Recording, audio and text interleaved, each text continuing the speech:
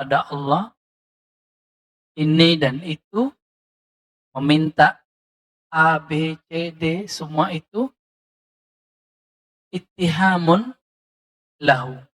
Sama dengan kamu menuduhnya. Apa maksud kalimat ini? Banyak orang berdoa, sebelum dia berdoa, dia tidak meyakini atau saat dia berdoa, dia tidak meyakini bahwa Allah mendengar. Atau Allah sudah tahu apa yang dia mau katakan. Ini sudah pernah kita singgung di kajian Risalah Kusyairiyah, tapi lafaznya ada dalam hikam. Jadi kebanyakan orang berdoa, dia ingin memberitahu kepada Allah. Padahal Allah sudah tahu. Allah sudah tahu kebutuhan kita sebelum kita menyampaikannya kepada Allah. Salah satu sifat Allah adalah alim. Allah maha mengetahui. Dan itu asma'ul husna.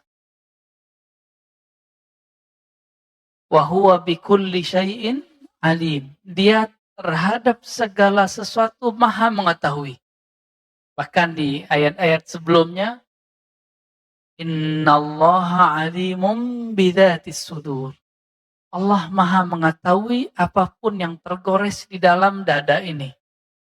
Artinya belum saya lafazkan, belum kita lafazkan, Allah sudah tahu. Jadi supaya kalimat ini tidak mengenai kita, bagaimana caranya? Sebelum berdoa, maka panggillah Allah terlebih dahulu. Ya Alim, wahai yang maha mengetahui isi hati. Nah, ini diajarkan oleh Imamuna Abul Hasan Asyadzili. Imam Abul Hasan Asyadzili itu mengajarkan kalimat ini. Allahumma ya alim ya azim ya halim. Anta rabbi wa ilmuka hasbi. Fa ni'mar rabbu rabbi wa ni'mal hasbu hasbi. Ya Allah yang maha mengetahui, yang maha santun, yang maha bijak. Ilmumu, pengetahuanmu mengenai hajat di dalam diriku, itu sudah cukup bagiku. Engkaulah sebaik-baik Tuhan, sebaik-baik yang mengurus hambanya. Jadi kalimat ini menegur kita semua, tolong Bapak, Saudara, karena Allah setelah ini jika berdoa, jangan berkeyakinan memberitahu Allah. Karena sebelum kita dicipta, Allah sudah tahu. Yakin atau tidak? Sebelum kita ada, Allah sudah tahu belum kebutuhan kita? Allah sudah tahu. Oleh karena itu, sebelum berdoa, nah dibaca ini, minimal ya alim, wahai yang maha mengetahui isi hati. Berarti doa itu untuk apa? Maka doa ada dua. Ada orang berdoa karena dia ingin memberitahu Allah, ya'laman ilallah, memberitahu Allah, ini buruk adabnya, ini menuduh Allah Subhanahu wa ta'ala. Ada doa level 2. Doa apa ini? Doaul khalil li khalilih, al-habib li habibih. Curhatnya seorang kekasih kepada kekasihnya. Saya mau tanya, orang yang curhat sebenarnya dia sudah tahu belum apa jalan keluar masalahnya? Rata-rata sudah. Cuma dia ingin tenang. Ketika Nabi Ibrahim alaihissalam, beliau mengatakan, ya Allah, hari ini kaifa tuhyil mauta. Tunjukkan kepadaku bagaimana cara engkau menciptakan yang hidup. Menciptakan yang hidup, menghidupkan yang mati. Allah bertanya, apakah engkau tidak beriman kepadaku? Apa jawaban Nabi Ibrahim? Bukan ya Allah, tetapi supaya hatiku lebih tenang. Maka doa itu untuk menenangkan hati. Nah, maka di kalimat berikutnya ini berkaitan dengan kisah Nabi Ibrahim. Talabuka lahu ghibatan minka. Kamu menuntut bukti tentang kehebatannya, itu karena hatimu lalai kepadanya. Kita pengen nih bukti. Ini sebenarnya doa ini dikabulkan gak sih? Karena kita nggak tahu bahwa Allah Maha melihat hati. Beda dengan Nabi Ibrahim. Nabi Ibrahim selalu bersama Allah perasaannya. Tetapi beliau hanya ingin menambah ilmu. Disebut dengan ilmu yakin. Ilmu yakin. Menaik menjadi ainul yakin. Beliau melihat sendiri bagaimana Allah Subhanahu wa ta'ala menciptakan makhluknya dari kematian menjadi hidup. Bapak saudara makan Allah, jamaah subuh yang pasti diberkahi Allah Subhanahu wa ta'ala. Maka jika berdoalah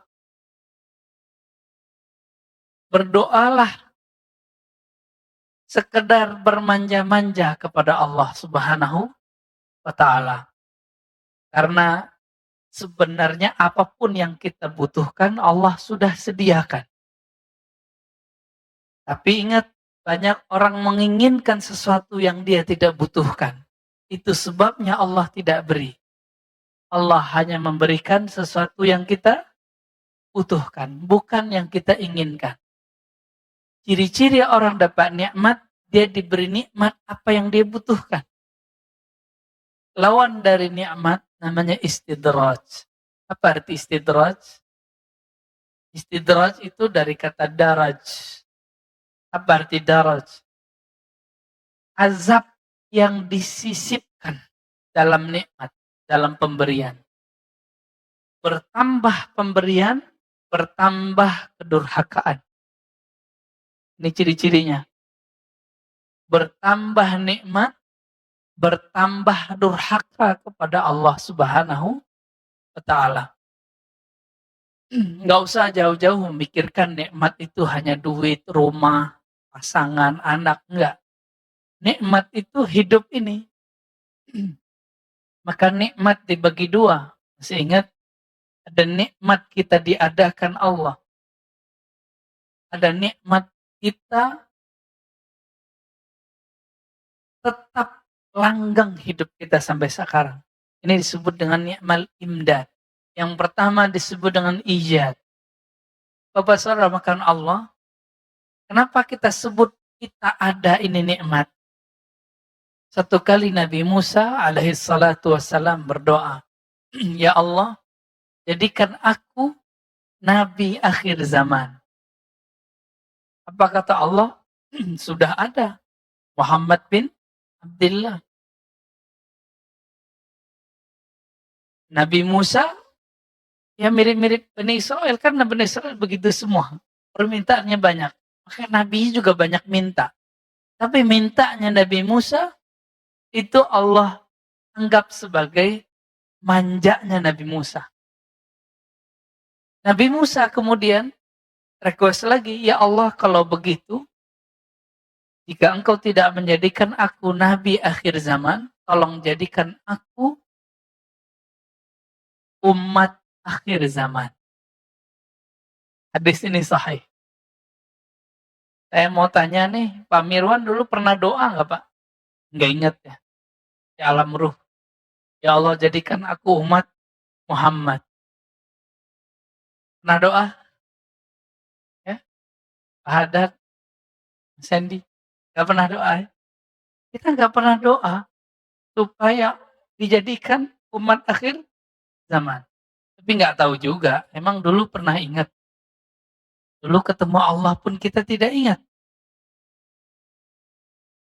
Maka orang-orang yang Allah ciptakan dan Allah buat dia terlahir di akhir zaman, ini yang namanya nikmat ijad. Nikmat diwujudkan di akhir zaman. Selevel Nabi Musa tidak dijadikan sebagai nabi akhir zaman, enggak juga jadi umat akhir zaman. Bayangkan itu. Kita enggak perlu minta dan Allah jadikan umat akhir zaman. Coba bayangkan lagi. Nanti jika Imam Mahdi keluar jadi imam, yang jadi makmum siapa? Nabi Isa. Secara pangkat lebih tinggi pangkat Nabi Isa. Tapi secara tugas, lebih banyak tugas Al-Mahdi. Berarti Al-Mahdi ini siapa? Al-Mahdi ini pewaris hakiki Rasulullah Sallallahu Alaihi Wasallam. Semua ilmu Nabi nanti turun kepadanya. Makanya selevel Nabi Isa harus menjadi makmum. Karena Al-Mahdi Khalifatul Rasul, Khalifatullah, pengganti mengemban tugas kerasulan, tapi Rasul sudah tidak ada. Maka beliau hanya disebut sebagai wali Allah. Disebut sebagai Khalifatullah. Maka khalifah itu cuma 5, Pak. Khalifatullah itu cuma 5. Abu Bakar, Umar, Utsman, Ali, terakhir Al-Mahdi. Antara itu Nabi Shallallahu Alaihi Wasallam sebut dengan istilah yang berbeda. Disebut mulkan adhan, kerajaan. Nabi tidak sebut kekhalifahan. Maka mulai dari Bani Umayyah, Bani Abbasiyah, Saljuk, Turki Utsmani, itu bukan khilafah. Khilafah yang begitu kita nggak perlu, Pak. Kita nggak butuh. Kita butuh khilafahnya 4 sahabat. Dan yang terakhir adalah khilafahnya ala minhajin nubuwah. Jadi Nabi menyebutkan khilafah ala minhaj. Khilafah pemerintahan yang berdasarkan konsep kenabian. Ajar kenabian. Minhajin nubuwah. Karena Nabi sudah tidak ada, maka pengemban ini adalah wali Allah. Berarti wali Allah ini menjadi imam. Imamnya seorang Nabi Allah. Nah, kita bisa bayangkan. Di seandainya wali-wali Allah yang hidup zaman ini, hidup di zaman Bani Israel, tentu mereka jadi Nabi. Walaupun hadisnya tidak sahih, ya, ulama'u ummati ka'anbiya'i Bani Israel, ulama umatku seperti nabi-nabi Bani Israel, itu maknanya sahih. Meskipun secara sanad tidak sahih. Enggak paksakan juga itu. Kenapa? Karena setiap masa ada 124 kekasih Allah. Sebelum Nabi Muhammad SAW disebut dengan para nabi. Setelah Nabi Muhammad, karena tidak ada lagi nabi, jumlahnya tetap 124.000. Disebut dengan para wali Allah. Siapa tahu guru-guru Bapak Ibu atau di antara kita ini ada yang 124.000 itu. Amin ya Rabbal alamin. Kalau tidak, semoga Bapak Ibu berguru kepada mereka. Karena nanti mereka bisa kasih syafaat. Dengan izin Allah. Berdasarkan hadis Imam Muslim, bahwa yang dapat memberi syafaat itu adalah malaikat, nabi, dan orang soleh. Dengan izin Allah Subhanahu wa Ta'ala. Malaikat, nabi, orang soleh ini yang 124.000 itu. Ya. Jadi ketika kita ingin menunggu kapan Allah ini bantu kita, kapan Allah ini memberikan keajaiban kepada kita, orang-orang seperti ini kalbunya tidak hadir bersama Allah. Disebut ghaibatan minka. Qalabuka lahu ghaibatan minka. Ya. Kamu menuntutnya untuk begini, begitu, atau kamu ingin mencari bukti tentangnya, pertanda kalau kamu tidak bersamanya. Jadi kalau kita tidak bersama Allah, maka kita akan mencari-cari buktinya. Padahal Allah mengatakan, wa huwa ma'akum ainama kuntum. Dia bersamamu dimanapun kamu berada. Dia bersamamu dimanapun kamu berada. Wa idza sa'alaka ibadi anni fa inni qarib. Jika hambaku bertanya kepadaku, katakanlah bahwa aku sangat dekat. Tapi Allah dekat, kita belum tentu merasa dekat. Ini masalahnya. Disinilah perdebatan orang tawasul nggak tawasul. Sebenarnya orang yang anti tawasul itu niatnya benar. Kalau minta kepada Allah, ngapain pakai perantara? Benar gak tuh? Benar. Ini benar Pak, konsep awalnya benar. Tapi, apakah setiap orang berdoa merasakan kedekatan itu? Enggak. Maka dia perlu menyebut nama guru-gurunya dalam meminta kepada Allah. Mintanya tetap kepada Allah. Ini dalilnya dalam hadis Imam Tirmizi. Seseorang datang kepada Nabi, dia buta. Wahai Rasulullah, doakan aku supaya mataku bisa melihat. Apa kata Nabi? Wahai sahabatku, isbir wa huwa khairul lak. Sabarlah kamu terhadap musibah yang kamu alami, itu lebih baik bagimu. Karena dosa mata banyak gak Pak? Banyak sekali ya. Mau dia wali, mau dia ustadz, mau dia jamaah, sama. Lalu orang itu meminta lagi sampai 3 kali. 3 kali dia meminta. Akhirnya Nabi mengatakan, asbighil wudu. Berwuduklah kamu dengan sempurna, summa salli raka'atain wa qul. Lalu salatlah 2 rakaat, lalu bacalah doa ini. Doanya doa tawassul. Ya Allah, inni atawajjahu bika binabiyyika. Ya Allah, aku meminta menghadap kepadamu dengan menyebut nama nabimu. Maka tawassul itu bukan minta kepada nabi, kepada orang soleh. Hanya menyebut nama orang soleh supaya kita pede. Ya, agar ada percaya diri dalam berdoa. Ini hakikat tawassul. Jadi tolong diluruskan, tawassul bukan meminta kepada selain Allah Subhanahu wa taala. Lalu dalam hadis itu, ya Muhammad, inni atawajjahu bika ila Rabbi. Wahai Muhammad, wahai Nabi Muhammad, wahai Rasulullah, aku bermediasi menyebut namamu di hadapan Rabbku, meminta Rabbku, fasfa'ali fiyya, maka berilah aku syafaat.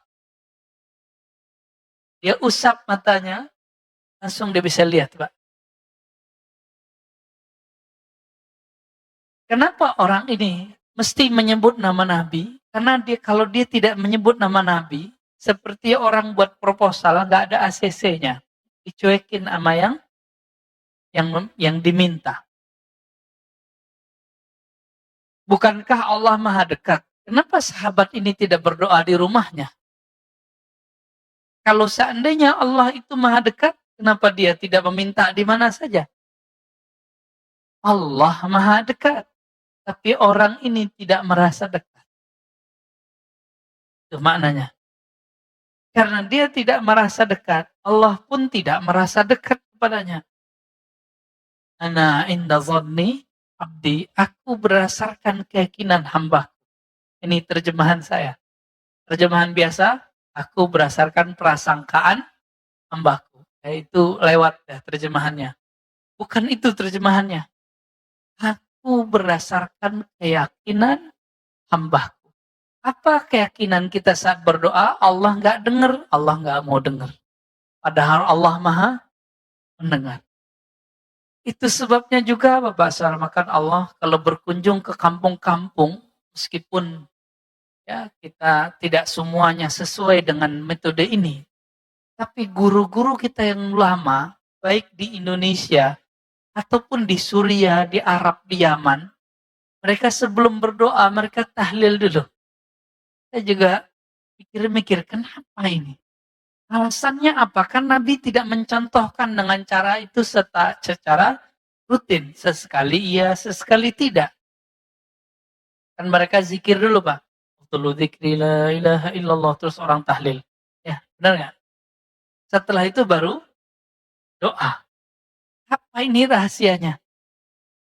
Kita usut, kita teliti. Ternyata ada dalam riwayat Imam An-Nasai. Bahwasannya, man qala la ilaha illallah. Lebih kurang begini.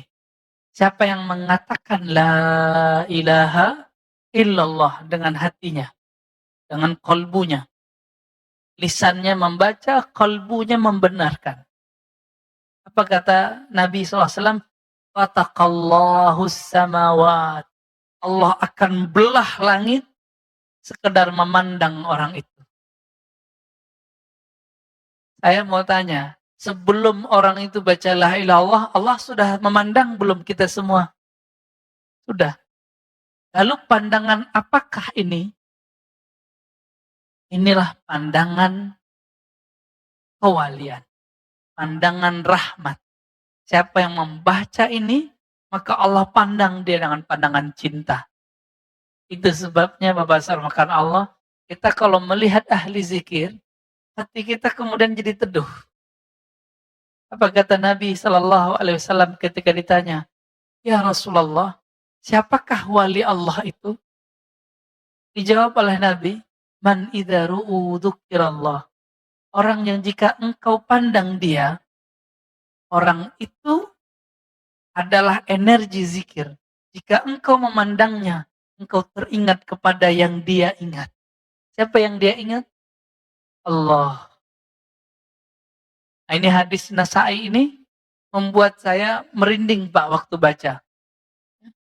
Siapa saja yang membaca la ilaha illallah. Tidak ada yang berhak disembah. Tidak ada tempat bergantung kecuali Allah. Maka Allah belah langit. Fataqas samawat. Allah belah langit semua. Kalau Allah pandang orang itu dengan pandangan khusus. Pandangan spesial. Mau seperti itu? Nah, maka nanti setiap pagi, setiap sore, Bapak Sarmakan Allah, baca kalimat ini minimal 100 kali. 100 kali cukup. Karena 10 sama dengan 100, 100 sama dengan 1000. Berarti 1000 kali Allah memandang kita dengan pandangan rahmat. Mau gak tuh? Meninggal jadi waliullah, Pak. Kekasih Allah.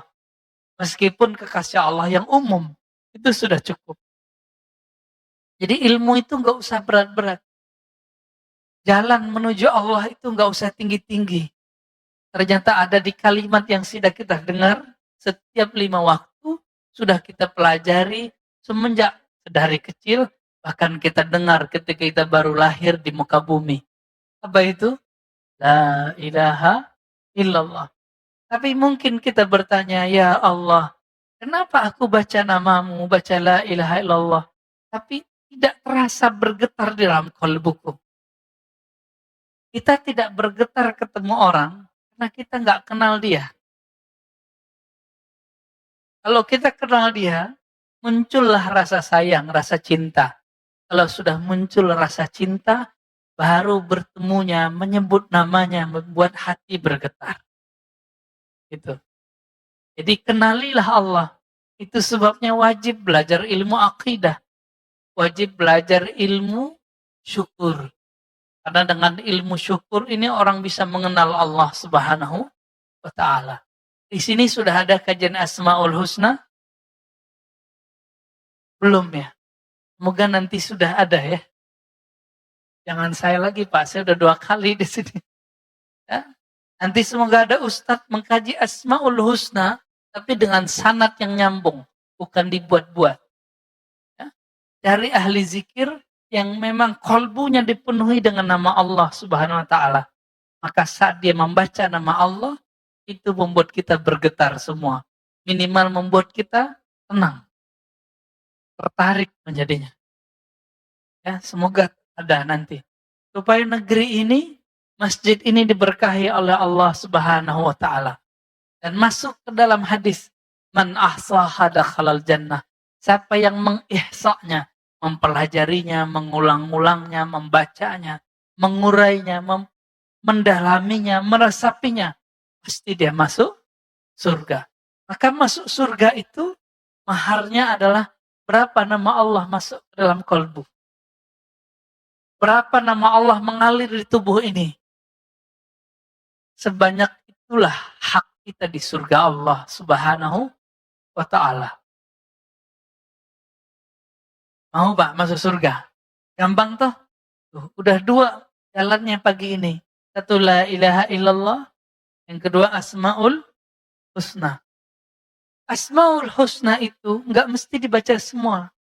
Bapak lagi pengen Rahman Rahim, ambil. Saya lagi ingin memahami bagaimana Allah memberi rezeki. Baca ya Razzaq, ya Razzaq. Itu boleh juga. Maka orang yang sudah paham, mengenal dan meyakini Allah itu siapa, dia tidak akan ragu dalam berdoa, tidak perlu cari bukti dalam berkeyakinan. Orang cari bukti gurunya benar atau tidak, maka dia kasih ujian. Sopan nggak murid nguji guru? Enggak. Apalagi nguji Allah. Tapi karena Allah Subhanahu wa ta'ala maha pengertian, Allah maklum. Zatnya Allah tidak bisa dicapai dengan pandangan. Bahkan dengan kolbu pun tidak bisa dicapai, Pak. Kolbu hanya bisa merasakan nama dan sifatnya. Sedangkan zatnya hanya bisa dirasakan oleh ruh kita. Tapi ruh kita nggak kenal. Bagaimana mengenal yang meniupkan ruh ini? Jika ingin mengenal Allah, namanya, kenalilah kolbu kita. Jika ingin mengenal sifatnya, kenalilah kolbu pikiran kita. Tapi siapa yang ingin mengenal zat Allah, dia mesti mengenal ruhnya, zatnya sendiri. Tapi siapa yang mengenal zatnya, Pak? Ruh kita udah lihat belum? Belum juga. Karena kita tidak melihat ruh ini, bagaimana kita bisa melihat sang peniup roh ini? Untung kita nggak diciptakan dan ditiupkan jadi binatang. Ya. Nah, roh ini, jika tubuh pulang ke tanah, roh pulang kemana? Tubuh pulang ke tanah. Jasad namanya. Yang punya ambisi itu siapa? Namanya nafs. Kita sebut bahasa Indonesia nafsu. Tapi nafsu bahasa Indonesia itu konotasinya jelek. Nafs bahasa Arab artinya jiwa. Nah, jiwa itu pergi kemana? Nah, jiwa kita yang masuk ke alam kubur, Pak. Jiwa kita yang nanti ke padang mahsyar. Jiwa kita itu nanti yang disiksa di dalam neraka. Roh kemana? Berarti ada unsur lain di dalam diri ini. Roh itu tiupan Allah. Maka dia mestinya pulang kepada Allah. Sebagaimana tanah pulang ke tanah. Ini Pak Mirwan pernah marah nggak, Pak? Rasanya panas nggak? Kenapa panas? Emang ada apa? Ada api di dalam?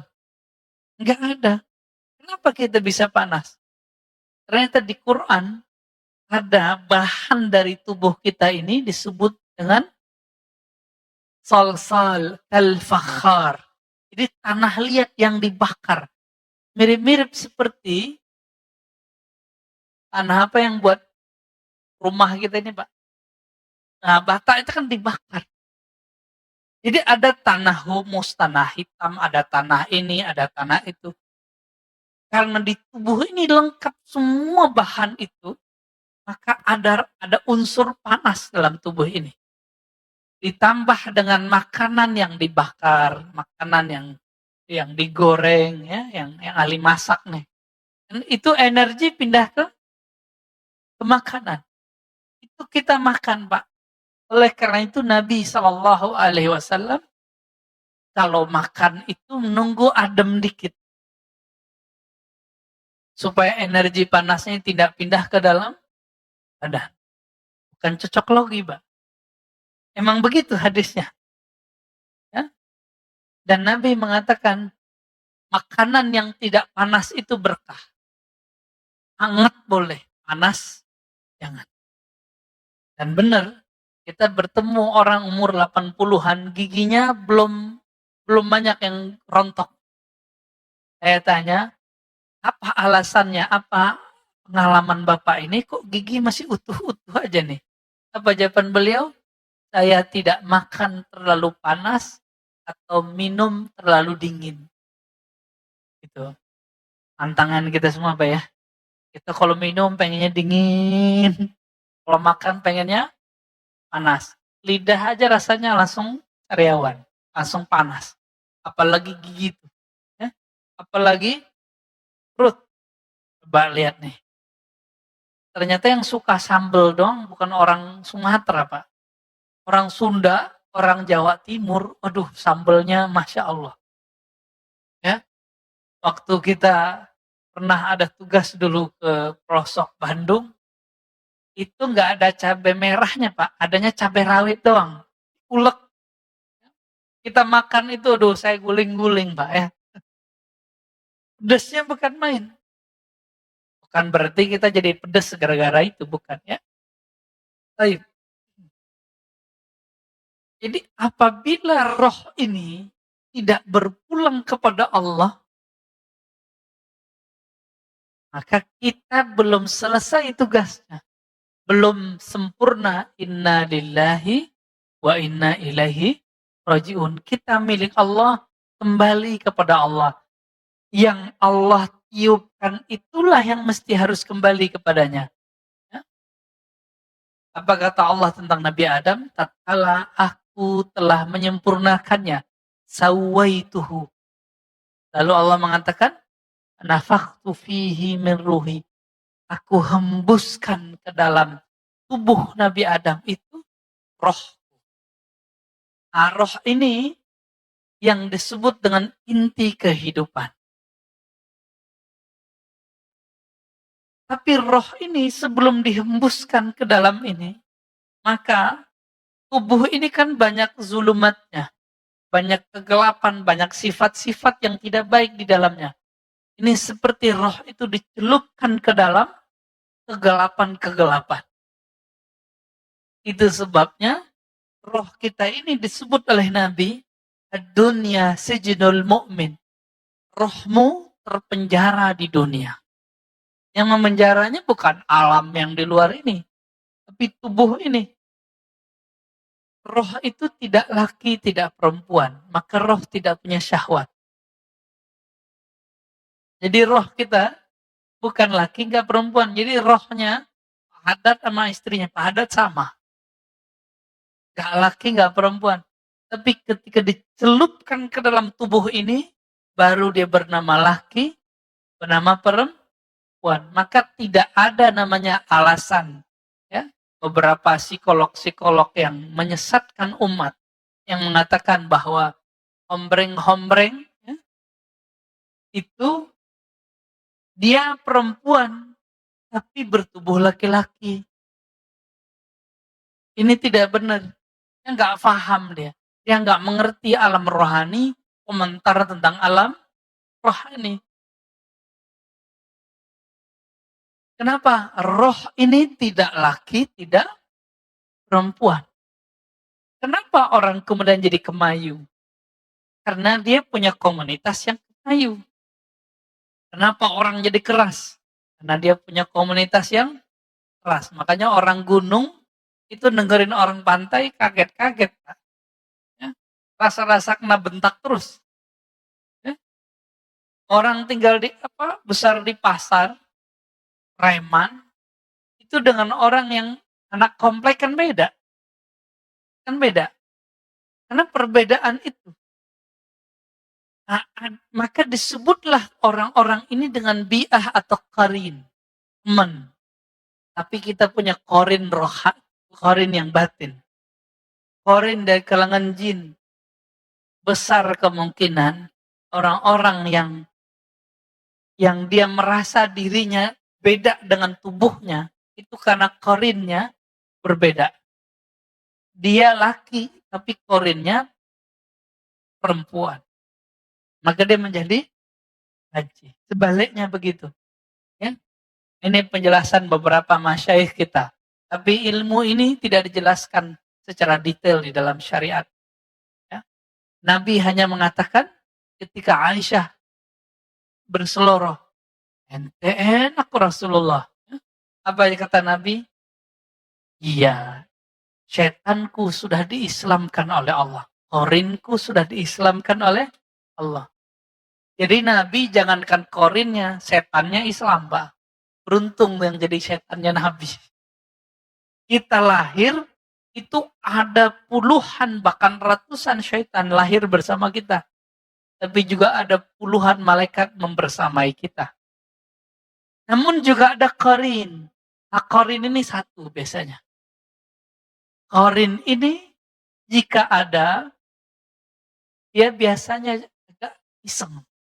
Ya, ada yang jahat.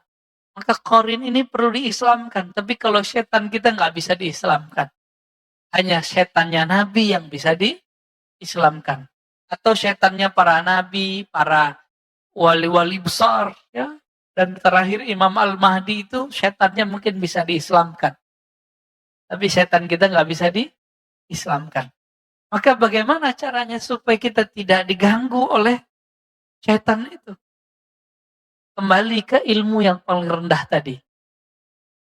Ya, la ilaha illallah. Apa kata Allah dalam hadis qudsi? Hadisnya hasan li ghairihi. Hasan karena ada riwayat lain. La ilaha illallah hisni. La ilaha illallah itu adalah bentengku. Siapa yang masuk dalam bentengku, dia aman dari gangguan-gangguan. Nah, maka hari ini jika ingin dijaga Allah dari syaitan, silakan baca la ilaha illallah. Jika nggak sanggup 100, 10. Tapi 10-nya lengkap. La ilaha illallah wahdahu la syarikalah. Lahul mulku wa lahul hamdu wa huwa ala kulli syai'in qadir. Berapa kali? 10 kali. Zikir itu nggak perlu banyak, yang penting rutin dan meresapi maknanya.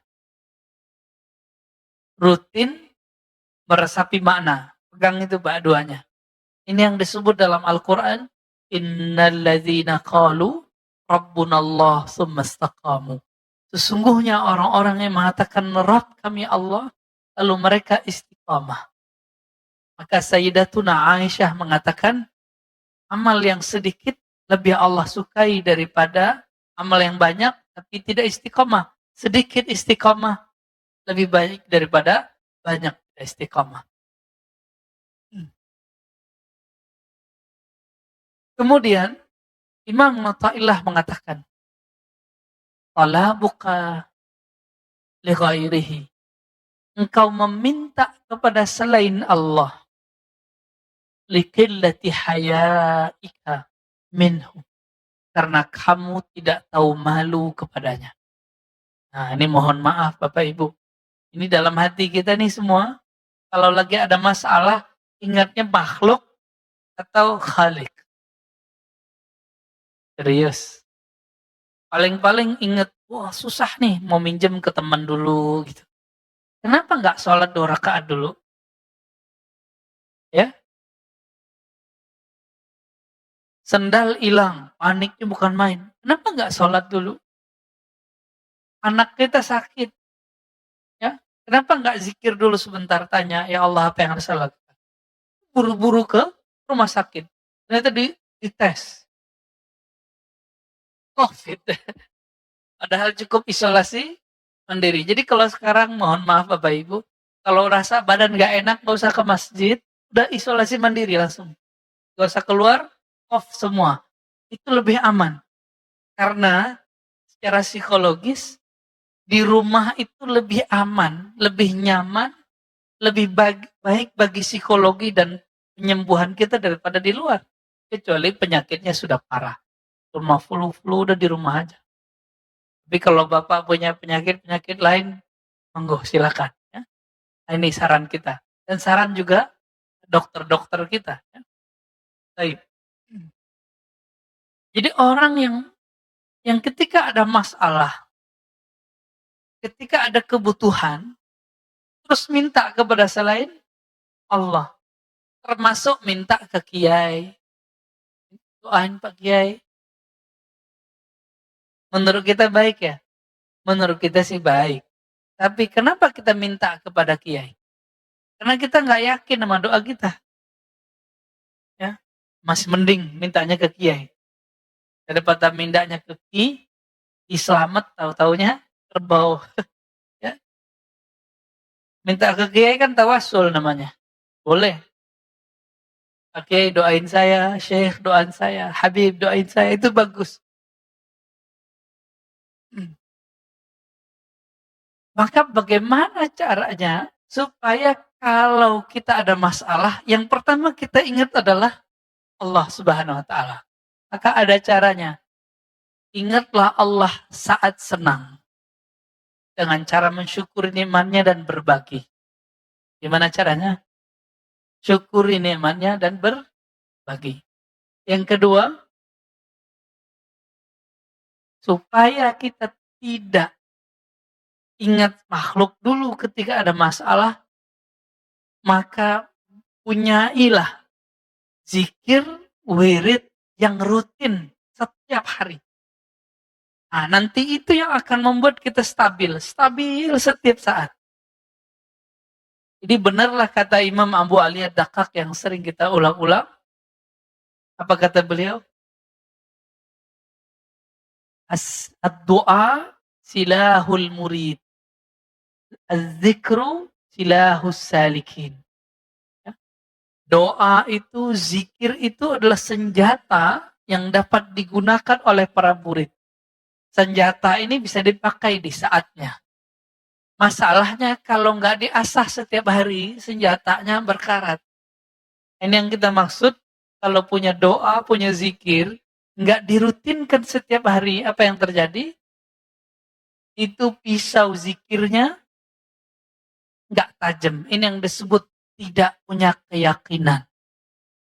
Orang kalau punya keyakinan, dia punya modal meminta kepada Allah. Masih ingat kisah 3 pemuda yang terjebak dalam goa? Kenapa mereka yakin doanya dikabul Allah? Karena mereka punya amalan. Satu beramal A, satu beramal B, yang lain beramal C. Agar terbukalah pintu goa itu. Karena dia punya amal, maka dia pede berhadap kepada Allah Subhanahu wa ta'ala. Maka saya sarankan Pak, jika ada hajat, mau dimintakan kepada Allah, sedekah dulu, lalu wiridan. Wirid tertinggi adalah Al-Quran dan zikir. Satu kali ada dua syekh berdebat. Gurunya masih hidup. Ini udah level guru. Tapi di atas guru ada lagi guru. Ya. Hari gurunya udah lewat ya Pak ya. Selamat hari guru kepada yang menjadi guru. Berdebatlah syekh pertama mengatakan zikir lebih afdal daripada Quran. Yang kedua mengatakan Quran lebih afdal daripada zikir. Yang pertama datangkan dalil afdalu zikri la ilaha illallah. Zikir yang paling afdal adalah la ilaha illallah. Lalu yang kedua bawa dalil bahwa Nabi menjemput sholat itu ke arah sana. Semua dalil dikeluarkan. Akhirnya mereka mentok. Tahu-tahu gurunya datang. Apa kata gurunya? Apa yang kalian perdebatkan? Lalu mereka menyampaikan perdebatan mereka. Lalu gurunya mengatakan, wahai muridku, al-afdal kullu amalin ma'allah. Yang afdal itu setiap amal yang amalmu itu hadir Allah bersamanya. Berarti kalau Bapak sholat, Bapak zikir. Lebih khusyuk zikir daripada sholat sunat. Maka zikir lebih afdal. Paham di situ? Jika kita sholat dan baca Quran, lebih nikmat baca Quran, maka saat itu baca Quran lebih afdal. Kita zikir, kita sholat. Kita baca Quran. Oh, lebih nikmat sholat ya. Maka sholat lebih afdal. Sholat sunat maksudnya Pak ya. Kalau sholat wajib mau nikmat gak nikmat, wajib. Gak ada cerita. Baik. Oleh karena itu, dalam banyak kitab termasuk juga Fadail A'mal, kitab Jami' Usul Aulia, disebutkan ada seorang murid datang berlatih zikir kepada gurunya. Kata gurunya, mulai hari ini Quranmu simpen dulu ya, taruh bagus-bagus depan sajadahmu. Tapi jangan dibaca dulu. Sholatnya nggak usah banyak-banyak dulu, cukup salat wajib sama rawatib lalu witir. Akhirnya dia lakukan. Beberapa hari dia datang lagi kepada gurunya, wahai tuan guru, saya rindu baca Quran. Kata gurunya, tunggu dulu, kamu zikir dulu. Dia kemudian zikir lagi. Besok datang lagi, wahai tuan guru, saya pengen baca Quran. Dia pengen baca Quran dengan hawa nafsunya. Apa kata gurunya? Tunggu dulu, kamu zikir dulu. Zikir itu panas, Pak. Dengan panasnya zikrullah, itu bisa mengkerangkeng hawa nafsu kita. Dikurangi makan, dikurangi tidur, dikurangi banyak berpikir, dikurangi ngomong. Disebut dengan beruzlah, berkhalwat, menyepi bersama Allah. Sampai berapa hari? Sampai 40 hari, dipanggil sama gurunya. Orang ini sudah lupa baca Quran, sudah lupa sholat banyak-banyak. Dipanggil sama gurunya. Wahai muridku, engkau sudah asik berzikir. Sekarang saatnya engkau membaca Al-Quran. Betul, dia masuk ke ruang khalwatnya, dibaca Al-Quran. Baru dibacaan basmalah, langsung air matanya leleh. Rasa hadir Bismillah dengan nama yang luhur milik Allah Subhanahu wa ta'ala. Yang punya nama sudah ada dalam kalbunya. Nama Allah sudah ada dalam jiwanya. Karena kalbu ini makanannya adalah asma wa sifat. Nama-nama Allah. Semakin banyak nama Allah di kalbu, semakin nikmat baca Quran dan salat. Jadi saya nggak punya teori macam-macam Pak tentang sholat khusyuk. Walaupun di luar sana banyak latihan sholat khusyuk, pelatihan sholat khusyuk. Kita cuma punya satu. Kalbumu penuh dengan nama Allah, pasti khusyuk. Cuma itu, nggak ada lagi. Karena khusyuk itu muncul dari tuma'ninatul qalb. Ketenangan kalbu. Dan ketenangan kalbu hanya muncul dari zikrullah. Ya, surat Ar-Ra'd ayat 28. Hanya dengan zikrullah nggak ada lagi. Jadi zikir, kalbu tenang, salat khusyuk, baru pas. Doa pun yakin. Nah, kira-kira begitu Bapak Salman karena Allah. Jika kita simpulkan hikmah pagi ini. Jadi kenapa orang masih meragukan Allah saat berdoa? Atau ingin mencari bukti Allah itu bagaimana dan bagaimana. Atau dia masih meminta kepada makhluk. Karena kalbunya tidak hadir bersama Allah. Kalbunya tidak ada nama Allah. Maka belajarlah kepada ahli kalbu, ahli zikir, bagaimana cara menabung nama Allah dalam kalbu. Kira-kira begitu Bapak Salman karena Allah.